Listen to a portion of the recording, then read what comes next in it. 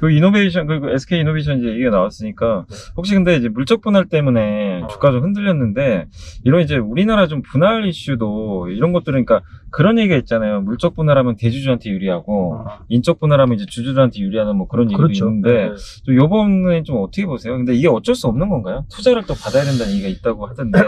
투자 부분 때문에 그럴 거예요. 네. 투자 부분 때문에. SK, 이제, 사실은 SK 지배 구조를 보면, 네. SK그룹은, 주 SK가 SK 이노베이션을 거느리고 있긴 하지만, 네네. SK 이노베이션은 사실 중간 주주 역할을 하고 그죠. 있잖아요. 예, 맞습니다. SKC 가지고 이제 석유와 말씀 다 가지고 있잖아요. 그래서 실제로 SK 이노베이션 중간 주주이기 때문에, 인적 분할하기 쉽지가 않을 거예요. 아, 중간 지주기 예, 때문에. 예. 그러니까 이제 최태원 회장 입장에서는, 하고 싶어도, 그 인적 분할하기가 굉장히 부담스럽거든요. 또 그 첫 번째 이유고, 두 번째는 투자를 받아야 되잖아요. 그죠. 투자금이 많이 들어간다고. 투자가 상당히 들어가기 때문에 네. 물적 분할해서 이제 LG 에너지 솔루션이 그런 여러 가지 뭐 비난을 감수하고서라도 네. 물적 분할한 이유는 바로 네. 그것 때문이거든요. 네. 네. 그래서 그때도 사실 LG화학도 어쨌든 주가 그리고도 엄청 올라갔어요, 사실은. 올라갔죠. 당시에도 이제. 네. 근데 이런 거는 좀 긍정적으로 봐도 되나요? 그러니까 물적 분할을 했을 때 당연히 주주분들한테 좀 일부 피해가 가는 거는 그래서 이제 주가 좀 흔들렸던 건 사실인데 네. 회사 이제 기업 가치 면에서 봤을 때는 SK 이노베이션 배터리 가치가 지금보다는 재평가될 가능성이 높다고 보는 게 맞는 거죠. 그 따로 이제 분할을 했을 때는. 그렇죠. LG 에너지 거죠. 솔루션과 네. 똑같은 이제 전체를 밝혔죠. LG 에너지 솔루션이 뭐 지금 IPO가 상당히 하반기에 가장 큰 대여지 네네네. 않습니까? 이제 그 시장을 본 거죠. 그러니까 SK 그룹 입장에서는 굳이 뭐 그 정도 인적 분할 안 했다고 해서 뭐 받는 감수하더라도 물적 분할이 훨씬 유리하죠. 알겠습니다. 그리고 요번에 이제 이제 대표님도 보셨겠지만 EU에서 탄소 국경세 네. 초안이 나왔잖아요. 맞죠. 근데 거기서 좀 놀랬던 게 생각보다 이게 굉장히 유럽은 공격적으로 규제를 할 것 같은데 네. 거기 이제 운송 쪽 보니까 전기차 이쪽 그 도로 있잖아요. 이제 도로 네. 60km마다 충전소 설치하고 네. 150km마다 수소 충전소 설치한다고 하는데 네. 제가 뭐 전기차는 그럴 수 있는데 수소차는 전혀 생각도 안 하고 있었거든요. 네. 그렇게까지 공격적으로 할 거라고는 비용도 엄청나잖아요. 수소 충전소. 그렇죠. 예. 근데 이게 유럽이 수소 충전소를 이렇게 굳이 이렇게까지 공격적으로 하는 이유가 있는지 그리고 이거는 왜냐면 현대차한테 너무 좋은 거잖아요. 사실은. 그렇죠. 수소차 이제 세계적인 기업이니까 이 부분은 좀 어떻게 보세요? 수소차 관련해가지고는. 결국에는 그 유럽이나 미국에서 보는 어떤 이 탄소 제로의 종착역은 저는 수소는 맞는 것 같아요. 아, 종착역. 왜냐하면 예. 전기차가 우선은 뭐 내연기관보다는 탄소 배출을 훨씬 덜 하겠지만 네네네. 전기를 생산해야 되는 거잖아요. 그죠, 해야죠. 전기 생산은 궁극적으로 탄소를 배출할 수밖에 없고 뭐 핵원료 아니면 탄소. 네, 맞아요. 뭐 지금 우리가 알고 있는 태양광이나 풍력은 1%밖에 안 되지 않습니까? 그래서 궁극적인 에코 에너지는 아니거든요. 특히 탄소를 많이 배출하는 것이 내연기관 중에서 디젤이 강하기 때문에 네. 수소가 제일 빨리 대체할 수 있는 게 사실은 디젤 기관이거든요. 디젤이요? 트럭이라든지 버스라든지 디젤 기관에서 확실하단 말이에요. 승용차는 배터리를 가더라도. 네. 그래서 그 부분 때문에 지금 기후가 뭐 우리 지난주에도 가장 큰 톱뉴스가 독일의 폭우가 30몇 분 이런 거지 않습니까? 아마 유럽은 지금 화들짝 할 거예요. 그러니까 훨씬 더 빨리 진행될 수 있다. 현대차 입장에서는 저는 굉장히 호재라고 봅니다. 현대차가 지금까지 추진해왔던 수소 생태계에는 유럽에서 그렇게 해준다면 날개를 다는 거죠. 그러니까 이게 좀 유럽이 그러니까 대부분이 이제 어떻게 보면은 전기차 위주로 계속 갈 줄 알았는데 수소까지 하는 거 보면 그러니까 이게 딱 분리해가지고 큰 그림을 그리고 있다는 생각도 들어요. 왜냐면 이제 말씀하신 대표님 말씀대로 사실 상용차는 더 수소차가 더 유리하잖아요. 유리하죠. 예. 그런 면에서는 되게 좀 긍정적인 방향이 나온 것 같긴 한데 그럼 이 도요타는 좀 그러니까 도요타하고 수소차 면에서만 보면 대표님 보시기에는 뭐 비슷한가요? 현대차랑? 이게 경쟁력으로 봤을 때는 도요타가 그리는 수소 생태계는 현대차하고 전혀 다릅니다. 아, 달라요? 그러니까 현대차의 수소 생태계는 모빌리티 기반이잖아요. 네, 모빌리티 기반인데 토요타는 에너지 기반, 그 다음에 그 전체 어떤 뭐 인간의 삶. 토요타 그 나고야에 수소 그 전시관을 가보시면 칩도 들어가 있고요. 동네 자체를 완전히 그 수소 플랫폼을 바꾸는 꿈을 그려요. 그러니까 조금 더 광범위하게 접근하고 있는 것 같아요. 네, 그래서 만약에 현대차가 유럽이 그렇게 가서 현대차가 수소 생태계의 어떤 헤게모니를 하나 질 수 있다면 이제 우리가 이번에 일본 차를 앞설 수 있는 또 하나의 단초는 될 수 있죠. 그러니까 이게 도요타는 아예 그냥 수소 차에서 끝나는 게 아니라 네. 그냥 주변의 생태계까지 한번 바꾸려고 하는 그런 모습. 그렇죠. 왜냐하면 수소 연료전지를 만들면 그것은 나오는 부산물이 전기, 열, 물이거든요. 네. 그러니까 이게 여러 가지로 상당히 메리트가 있는 거죠. 그러니까 그 인간이 지금까지 누리고 있던 여러 삶들을 다 바꿀 수 있는 거예요. 지금 예를 들어서 우리가 도시의 네, 삶의 가장 네. 큰 이유는 잘 생각해보면 그 에너지, 물 이런 인프라 네네. 때문에 도시에 살 수밖에 없는 네, 집중화 네. 현상이잖아요. 도시의 집중화 현상이 결국에는 나오는 부산물이 환경 파괴 이런 게 나타나는데 수소 에너지가 어떤 조금 상용화되면 이걸 분산시킬 수 있는 거죠. 에너지와 물이 네. 분리되니까 인프라가 없는 여러 곳을 사람이 네, 살 수 있는 네. 기반이 되니까 인류 삶 자체가 완전히 바뀌는 여기까지 꼭 생각하고 있는 것 같아요. 아무튼 이게 수소도 지금 굉장히 좀 화두가 좀 되고 있어서 좀 기대가 되고 우리나라에 근데 우리 한국이 보통 보면 이제 수소 쪽은 뭐 이런 이제 자동차뿐만 아니라 정부나 뭐 SK그룹 뭐 아니면 그때 포스코도 그렇고 네. 뭐 하나라든가 이런 기업들이 되게 좀 공격적으로 이쪽 투자를 하는 것 같아서 좀 굉장히 좀 긍정적이고 문재인 대통령님도 마찬가지로 그렇죠. 예, 계속 얘기를 하는 것 같아서 계속 이쪽 그 수소 관련해서는 좀 주목을 좀 한번 해볼 수소를 필요가 있는 것 바라볼 때 같아요. 저는 이제 투자자들이 저는 이런 생각이 들었거든요. 그러니까 우리나라가 지금까지 뭐 우리가 전 세계 막 기업들을 막 보면 결국에는 큰 기업은 에너지를 가진 기업이 제일 커요. 네네. 뭐 쉘이라든지 그죠? 네. 뭐 결국에는 인류의 어떤 삶을 보면 에너지를 가지고 있는 국가나 기업이 가장 강력합니다. 네네. 그러니까 수소라는 이 새로운 에너지원은 사실은 우리나라가 늘 우리가 어릴 때부터 들었던 자원 없는 석유 네. 뭐 맞아요. 아래 새로운 플랫폼을 제시할 수 있는 네. 거죠. 그래서 그 그룹들이 에너지 기업으로 갈 수 있는 이제 큰 전환점 맞이하기 때문에 굉장히 눈독을 들이고 있겠죠. 바로 되지 않지만 네. 두산이 보시면 작년에 그렇게 구조조정 압박이 들어오고 네. 유일하게 버리지 않은 회사가 두산 피오스 퓨어셀 맞아요. 네. 유일한 회사란 말이에요. 가치가 굉장하죠. 네. 예, 그런 걸 보더라도 이제 이렇게 수소라는 건 기존의 배터리의 모빌리티와는 조금 차원을 달리해서 시각으로 볼 필요가 있다. 네. 그래야 그 기업들의 가치를 좀 볼 수 있다. 이렇게 좀 봐야 될 것 같아요. 네, 알겠습니다. 설명드릴게요. 여기 차 정말 조용하네요. 네. 소리가. 이거 사고 싶은데. 자, 그 대표님께서 이 차를 사고 싶다고 하셨습니다. 너무 조용했어. 네. 아무튼 이제 그 삼성 SDI로 한번 좀 얘기를 좀 넘어가 보고 싶은데 SDI가 이제 뭐 3사 중에서 너무 좀 보수적으로 한 것 같은 좀 느낌은 많이 드는데 요즘에 증설 얘기가 드디어 나와서 삼성도 좀 기대감이 좀 높아지고 있는데 이게 어쨌든 삼성 SDI가 이렇게 늦게 한 좀 이유가 있는 것인지 그리고 이렇게 늦은 만큼 그러니까 지금 SK나 LG가 좀 어쨌든 이제 캐파면에서 많이 앞서갔잖아요. 근데 충분히 따라잡을 수 있다고 좀 보시는 건지 좀 궁금하긴 하거든요. 우선 네. 그 삼성 SDI는 SK 이노베이션과 LG 그 엔소라고 다르게 네. 출발이 좀 달라요. 출발이 달라요. 그 출발이 소형 배터리 기준이었어요. 네, 맞아요. 네. 소형 배터리 기준이었고 알겠지만 원래 목적은 갤럭시에 들어가는 배터리, 뭐 맞습니다. 네. 가전제품에 들어가는 배터리 이게 이제 위주였는데 삼성 SDI는 시장을 놓친 것 같아요. 놓쳤다. 그 자동차 배터리 시장이 이렇게 빨리 급성장할 것이라고 저는 그 타이밍을 놓친 것 같아요. 왜냐하면 배터리 정설이 시간이 조금 걸리는 게 아니지 않습니까? 그죠. 당장 그 삼성 SDI가 정설을 그 했던 그 헝가리 공장도 2019년에야 그게 결정을 한 거거든요. 그것도 결정한 이유가 뭐냐면 그 기억하시겠지만 사드 사태 때문에 중국이 못한다. 중국에서 뭐 안 한다. 그러니까 그때서야 이제 부랴부랴 유럽 현지 공장을 막 알아보고 그 결정도 늦었어요. 2019년에 하고 이래가지고 헝가리 공장을 이제 정설한다는 걸 발표한 거거든요. 그러니까 어떻게 보면 그 소형 배터리 시장에서 그냥 근근히 이렇게 수익이 나니까 예. 거기에 머물렀던 것이고 시장을 놓친 것이 아닌가.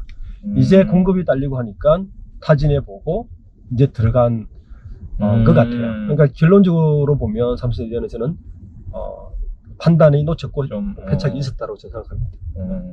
그럼 뒤늦게라도 이렇게 지금 이제 할 것 같은데 네. 그러면 이 격차를 어쨌든 좁힐 수 있을까요? 이거 캐파 경제도 이제 무시할 수가 없는 거잖아요, 사실은. 그렇죠. 예. 제일 중요한 현재는 캐파고, 예. 그리고 두 번째가 누구와 아까 얘기했던 손을 잡는다는 두 가지가 제일 중요합니다. 이번에 미국 이제 조인트 벤처 스리 쪽에 나오고 있잖아요. 아, 맞아요. 네, 피아트 가지고 피아트가 아니죠. 스텔란티스. 스텔란티스죠. 네, 맞아요. 거기 우리가 알고 있는 프랑스 차하고 이탈리아 차를 하고 있는데 거기에서 봤을 때 거기에서 이제 삼성 SDI를 약간 선호했던 게 뭐냐면 각형. 각형. 네, 각형 배터리 때문에 5세대라고. 네. 이 각형 배터리는 단점이 집적도가 낮아서 그게 조금 망설였었는데 어쨌든 삼성 SDI가 그 부분을 해결을 한 거죠. 그러니까 해결을 해서 각형으로 중국 CATL보다는 조금 고퀄리티로 그러니까 다음 세대 전략으로 아마 조인트 벤처를 아직 결정된 건 아니니까 할 것 같고, 그러니까 항상 후발주자가 선발주자를 따라갈 때는 이런 게 필요해요. 옛날에 LG CD-ROM 한창 개발할 때 제가 그 사업부 사람들 이야기 들은 게 있는데 그때 2배속, 4배속, 16배속 할 때 LG 히타치가 이제 손을 잡고 그때 CD를 만들었거든요. 죽었다 깨어나도 LG 일본 못 따라가는 거예요. 근데 4배속에서 바로 8배속, 16배속 넘어가면서 따라잡았거든요. 배터리 시장도 차세대 전략이 아니면 지금 SDI가 그 기술을 상대방이 쉽지 않을 것 같아서 아마 그렇게 지금 전략을 피는 거 있는 것 같아요. 그러니까 같은 그걸로는 지금 안 되죠. 일단 온갖 긴장력이 안 되고 하나 건너뛰어서 가야 되는 거죠. 초격차로 가야 된다. 가야 되는 거죠. 그러니까 삼성도 어쨌든 이게 지금 안심할 수가 없는 단계네요. 어쨌든 지금 상황에서 좀 늦은 건 인정해야 되니까. 그렇습니다. SK이노베이션의 현재 확장하고 있는 스피드나 속도, 투자로 봤을 때는 LG 엔솔하고는 너무 차이가 많이 나고요. 그러니까 이게 결국에는 반도체하고 비슷하게 종국에는 반도체가 지금 전 세계 메모리 반도체나 빈메모리 반도체가 한 빅5가 다 날아먹고 있잖아요. 그럴 수밖에 없는 구조거든요. 배터리 시장도. 맞아요. 왜냐하면 플랫폼 시장이잖아요. 규격화되고 플랫폼 시장이고 하면 거기 안에 들지 못하면 결국에는 문을 닫아야 되는 구조를 갖고 있기 때문에 삼성 SDI는 마침 이제 원래 1분기에 자동차 배터리 시장에서 흑자를 나기 시작했잖아요. 네, 맞아요. 그리고 원래 1조까지 보고 있으면 이제 서두르겠죠. 그리고 이제 제일 근데 이제 좀 걱정되는 것 중에 하나가 내재화는 좀 이제 좀 그래도 요즘에 좀 수그러들었는데 그러니까 좀 아쉬운 게 중국의 배터리 시장도 엄청 커지고 중국 시장에 사실 우리나라 지금 들어가기 되게 힘들잖아요. 힘들죠. CATL이 또 꽉 잡고 있고 근데 CATL이 시가총액 200조고 LG화학은 어찌됐건 지금 나중에 물적 분할을 한다고 해도 100조 정도 얘기가 나오는데 지금 LG화학 시가총액 50조 정도밖에 안 되는 상황이고 이 상황에서 어쨌든 우리나라 CATL의 위협은 좀 굉장히 큰 상황인데 이게 나중에 그러니까 대표님 보시기에는 어떻게 보세요? 이게 반도체는 우리나라가 꽉 장악을 했는데 이 구도로 그대로 계속 이어져서 중국은 중국대로 가고 우리나라는 미국을 등에 업고 그냥 이 상태 유지하면서 더 성장하고 이런 그림을 보시는지 아니면 중국이 계속 그냥 결국엔 저가 공략해가지고 디스플레이처럼 예전에 LCD가 그렇게 됐잖아요. 그런 형태로 좀 갈 가능성이 있는 건지 이게 많은 개인차는 되게 좀 약간 걱정들을 하고 계시더라고요. 이게 반도체보다는 좀 기술력이 좀 그래도 진입장벽이 낮은 거 아니냐 이런 얘기도 있어서 근데 대표님은 좀 그 부분은 좀 어떻게 보고 계세요? 저는 미중 갈등이 이 부분에서 굉장히 좀 호재다. 왜냐하면 미국 내에 미국 제조업이 강하다고 하지만 미국 내에 배터리 자금률이 1.8% 2%밖에 안 돼요. 거의 없네요. 넘죠. 자국 생산 없으니까 이제 그런 상태에서 CATL이 크는 걸 미국은 절대로 반기지 않겠죠. 반도체처럼 전략 물자를 보고 있기 때문에 그 부분에서는 우리나라 배터리 3사가 굉장히 호재를 만난 건 사실이지만 또 불리한 거는 그것 때문에 중국에 찍혀서 중국 시장에 못 들어가는 거 아닌가, 영원히. 그죠, 네. 맞아요. 예, 약간. 그 부분이 가장 또 우려되는 부분이잖아요. 이걸 해결할 수 있는 방법은 기술 경쟁력밖에 없습니다. 아예 그냥 중국도 쓰게 만들 수 있는. 그렇죠. 아. 반도체를 우리가 기억해 보시면 네. 중국이 중화굴기 해가지고 반도체 맞아요. 어마어마한 네, 돈을 네. 퍼부어서 그 당시 우리 애널들이 전부 다 막 리스크다. 맞아. 삼성을 기억해 보세요. 큰일 났다. 배터리 큰일 났다. 뭐 그 삼성전자나 하이닉스의 인력들 뭐 3-4배 연봉 주고 막 데리고 가고 막 될 줄 알았잖아요. 결국 못했거든요. 그만큼 그쪽의 기술의 스피드보다 우리나라의 기술 경쟁 스피드가 훨씬 더 빨리 갔기 때문에 그걸 이겨낼 수 있었거든요. 여전히 중국은 우리 반도체 일 수밖에 없었고, 네. 저는 저는 배터리도 굉장히 딜레마에 빠져 있는 형국이지만 요거를 해결하는 솔루션은 그런 기술밖에 없다. 전고체라든지 벤처 조인트를 해서 얼마나 플랫폼화를 빨리 시키는가. 이 기술과 플랫폼화로 중국의 그 리스크를 해결할 수밖에 없다. 지금은 단기간적으로는 호재다. 저는 이렇게 보고 있습니다. 그러니까 중국을 보면 근데 우리나라가 기술력이 지금 제가 봐도 좀 앞서 있긴 한 것 같은데 네. 이제 NCM 배터리 같은 경우는 특히 거기에 이제 니켈 비중을 엄청 높여가지고 그렇죠. 주행거리 좀 높이고 네. 근데 중국은 또 그런 모델이 아니더라고요. LFP 배터리인가요? 네, 전혀 다른, 인산철. 네. 예. 근데 중국은 이제 그런 좀 단거리 쪽이 좀 강한 것 같긴 한데 근데 어쨌든 저번에 뉴스 보니까 또 애플도 갑자기 뭐 중국하고 손잡는다 뭐 기사도 한번 나온 적도 있는 것 같고 그래서 그런 것들이 조금 이제 약간 좀 불편하긴 한데 중국이 어쨌든 이렇게 지금 보면은 뭐 CATL도 NCM 배터리는 경쟁력이 되게 떨어지는 것 같거든요. 네. 근데 결국엔 좀 따라잡을 가능성은 좀 있을까요? 이 상태로 그냥 유지가 되면 LG화학이나 SK가 그냥 이대로만 좀 유지를 한다면 결국에는 CATL이 좀 따라잡아서 이게 NCM도 좀 위험해지는 거 아니냐 이렇게도 좀 볼 수도 있을 것 같긴 한데 그 부분은 좀 어떻게 보세요? 제가 기술 전문가는 아니지만 이제 판도로 봤을 때는 그 LG 엔솔이나 SK이노베이션이 그쪽으로 안 간 이유는 있겠죠. 중국에 CATL 안 간 이유는 있겠죠. 그러니까 이거는 사실은 NCL 방식은 전고체 전에 과도기 방식이거든요. 그럴 수밖에 없지 않습니까? 과도기 방식이기 때문에 NCL을 간 거고 결국에는 전고체를 누가 빨리 가느냐가 핵심이고 전고체로 누가 선점하는가에 따라 시장 판단 전혀 바뀔 것이고 현재 NCL이 좋으냐 뭐 중 CATL 방식이 좋으냐는 좀 과도기로 보는 게 좀 맞을 것 같아요. 네, 알겠습니다. 자, 저희가 이제 거의 이제 목적지에 다 왔는데 저희가 이제 제너시스 G80 이제 전동화 모델 한번 타봤고 되게 차가 어쨌든 좋은데 오늘 좀 대표님 좀 어떠셨나요? 이게 차 한번 타보신 저는 상당히 차가 좋은데요. 그러니까 뭐 기존의 G80보다 성차감, 무게감, 그 뭐 핸들의 무게감도 훨씬 더 좋아진 것 같아요. 네.